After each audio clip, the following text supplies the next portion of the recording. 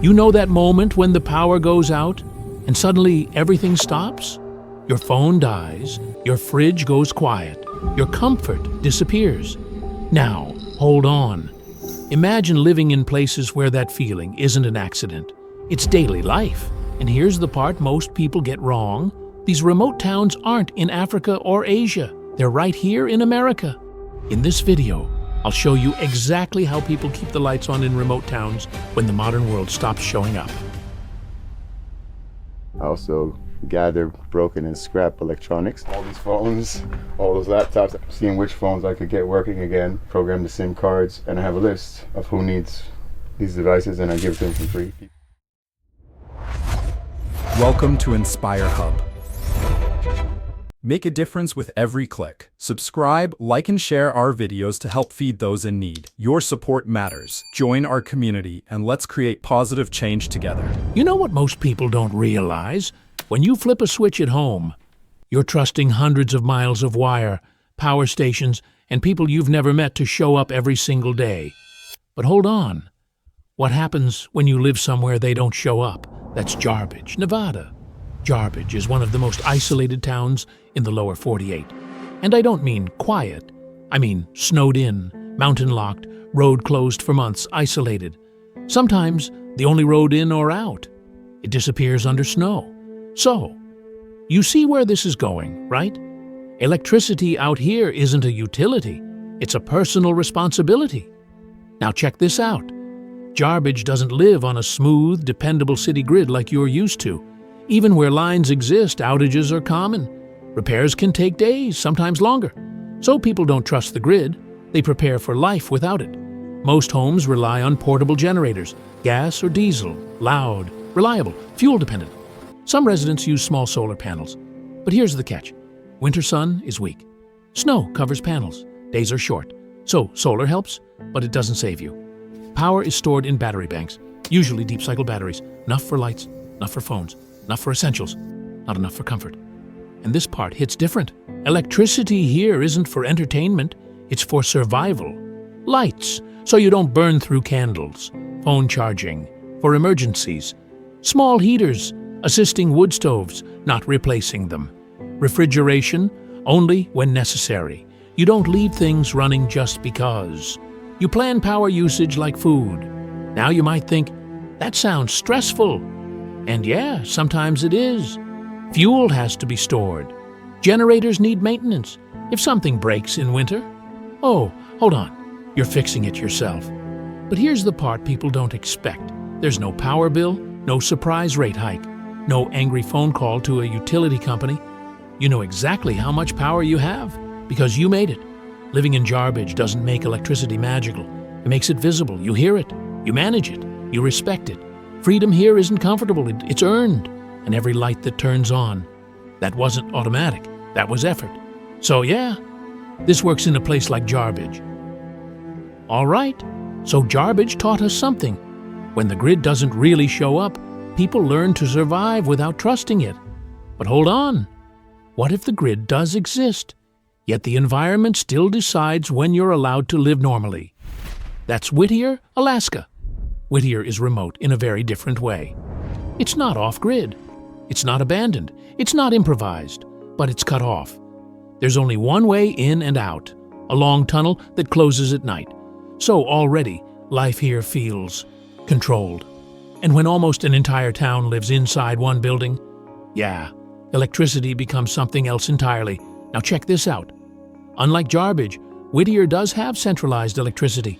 Real infrastructure, real systems, real management. But, and this is important, that doesn't mean it's simple. Power here depends on local generation fuel deliveries, weather cooperation, and Alaska doesn't cooperate often.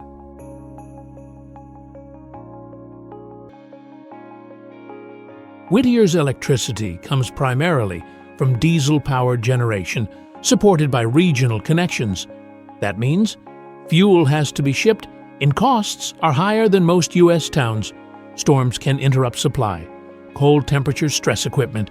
So yes, the lights usually work, but they work because someone planned ahead, not because the system is invisible.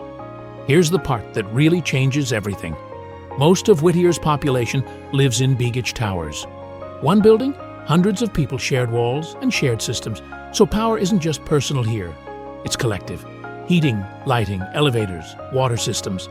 If electricity fails, oh, hold on, everyone feels it.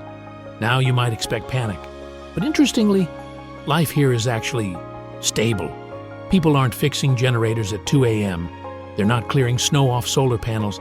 They're not rationing battery power. Instead, they deal with higher utility costs, occasional outages, long winters indoors, different stress. Same trade-off. In Whittier, electricity isn't about freedom. It's about containment. It keeps life warm. It keeps pipes from freezing. It keeps people connected, physically and socially. Power doesn't give independence here. It gives survivability. You see the shift? In some towns, electricity is something you build yourself. Here, it's something that holds everyone together. But that only works because the town chose to live small, live close, and accept limits. So now we've seen two extremes. A place where power is personal, a place where power is shared. But hold on. What happens when power isn't shared, isn't personal, and isn't even offered? That's Slab City. Slab City sits in the California desert. No city government, no utility company, no power lines coming in to save the day. And this part matters. This isn't a town that lost electricity, it's a place that never had it. So from day one, the rule here is simple. If you want power, you make power. Now check this out. In Slab City, electricity isn't something you expect when you wake up. It's something you check on. You look at the sun. You look at your batteries. You decide what today allows. Lights? Maybe. Fan? Probably. Phone charging? Only when it makes sense. There is no leave it on. Most residents rely on solar panels, usually small, mismatched, and self-installed. Those panels feed into car batteries, deep cycle batteries, DIY power banks built from salvaged parts. Some people use small gasoline generators, but only as backup. Fuel costs money, fuel runs out, noise attracts attention. Solar is quiet, solar is free. Solar fits the rules of this place. Here's the part people romanticize and get wrong. Power here isn't about comfort, it's about function. Charging phones, running a fan in extreme heat, small refrigerators for essentials, lights after sunset air conditioning? Oh, well, hold on. Almost nobody has that. Electricity here is measured in hours, not abundance. Now you might think, that sounds exhausting. And yeah, sometimes it is. Panels break, batteries die, dust covers everything, summer heat tests limits. But here's the flip side. No bills, no shut-off notices, no company controlling access. You don't owe power to anyone. You manage it, or you live without it. Electricity here isn't invisible. You hear it, you touch it, you fix it, and because of that, people don't waste it. Every light turned on has intention. Every charge device has a reason.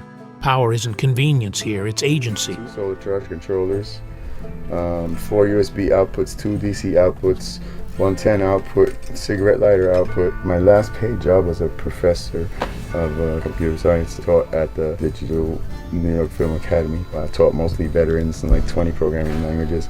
My specialty is actually artificial intelligence. Most people don't find out what I do here, that I was a professor or anything. So I know for a year or more until they hear the rumor and they're like, why do they call you professor? It's not a nickname, it's a title. It's the last job I had. It took a real hardy person to be able to endure the summer heat. And so it wasn't until solar and people would have air conditioning and misting systems and things like that that make it much more comfortable. So now that that's happened, where most people at least have enough electricity to have a fan and maybe a spritzer bottle, you can survive out here like under a tree with just those two things. In a You see book. the difference now, right? In some places, electricity keeps society running. In Slab City, electricity keeps individual choice alive. Not comfortable, not safe, but free in a way modern systems rarely allow. So now we've seen 3 answers to the same problem. Survival power, shared power, invented power. But what happens when a town is isolated, yet plugged directly into the future of energy itself? Up to this point, everything we've seen made sense. Remote places, limited systems, people adapting. But what if I told you there's a town that feels isolated, looks forgotten, sits in brutal desert heat, and yet helps power the modern world itself? Yeah, that's Gila Bend, Arizona. At first glance, Gila Bend feels like a place time forgot. Desert in every direction, long highways, heat that doesn't play around. But here's the thing most people miss. Gila Bend isn't cut off, it's strategically placed. And electricity here? It's not improvised, it's not rationed, it's not feared, it's industrial. Now check this out. In Gila Bend, people wake up, flip a switch, and the lights come on. Air conditioners run, refrigerators hum, phones charge without thought. Sounds normal, right? But oh, hold on. That normal life exists because of what surrounds the town. Gila Bend is fully connected to the electrical grid, standard infrastructure, maintenance crews, and billing cycles. But here's the twist. The same desert that makes life hard makes this place perfect for solar energy. Massive solar farms operate nearby, feeding clean energy into Arizona's power system. So while the town itself consumes electricity like anywhere else, it also sits beside the future of power generation. Here, electricity isn't about survival, it's about endurance. Air conditioning isn't optional, it's protection. Power keeps homes livable, businesses running, medical needs stable people indoors during extreme heat without electricity. This place wouldn't be uncomfortable, it would be dangerous. Now let's be honest. Gila Bend still has power bills, grid dependence, rate changes, system vulnerability.